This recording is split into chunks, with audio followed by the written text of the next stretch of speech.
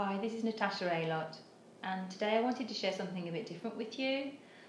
And that is, I'm always thinking about positive things, I'm always wanting to share happy moments, when in actual fact I have been through some hard times myself, and I understand that by sharing maybe some of them with you, it might inspire you to, well, just be the best that you can be. So here we go. When I was a little girl, I was a little ugly duckling, I was scrawny, I was skinny, I had greasy skin, I had greasy hair, I had hand-me-down clothes. I found it really difficult at school to make friends, and so I only had maybe 2 or 3 friends at junior school or first school, and I found it really difficult to mix with people, make friends with people. I was often bullied. And then when I went to secondary school from 11,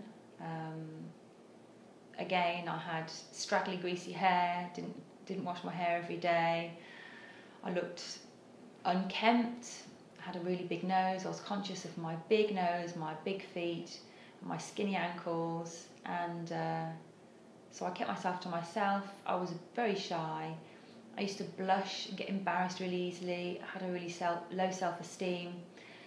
And I think I built up barriers to protect myself during this time, probably by being a bit louder than other people. And I didn't get any attention from the boys. I remember being at school and walking to school with one of my friends called Becky. We walked to school together, at junior school this is. And it was Valentine's Day, and we were talking. She had the most beautiful, beautiful hair. And she told me that she had loads and loads of Valentine's cards, and I had never in my life got a Valentine's card, not even from my lovely daddy. So I didn't know what that felt like, and I always felt left out and on the edges.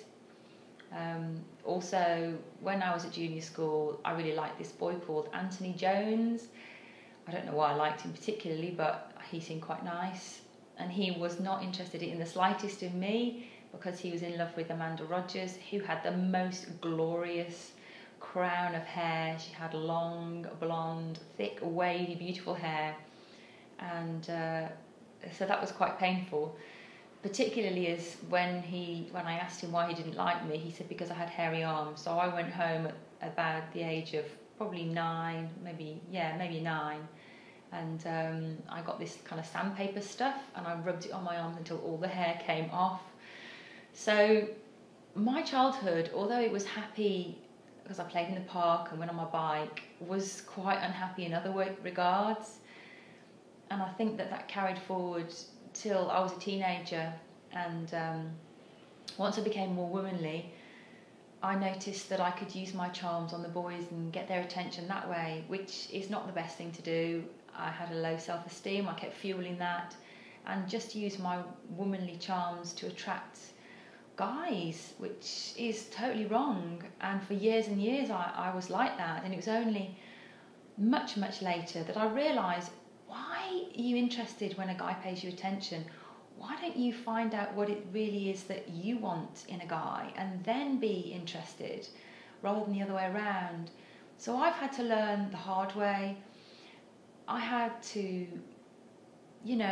make lots of mistakes, be rejected loads of times before I got to where I was in terms of a relationship that actually worked for me. And I was in my 30s when I had that kind of relationship for the very first time. So I'm sharing this with you because when you make a decision that you are going to change, that you are going to be yourself, and that you are valuable and precious and amazing just the way you are, then everything else changes for you. And gradually things changed for me. I always wore makeup, got my hair nice, wore nice clothes, and that's the only way I felt good about myself. I didn't want to go out without my makeup on, even though I was the same person inside.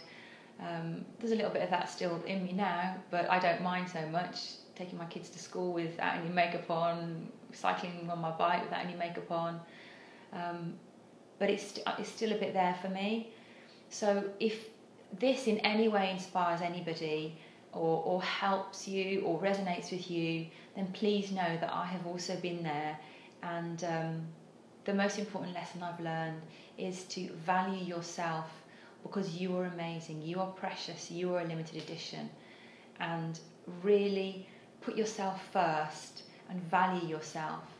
And then when you're in a good place, have a think about what it is that you really want and what's important to you, and then go for those things. But value yourself first and learn to love yourself first, or at least like yourself at the beginning, and take it from there.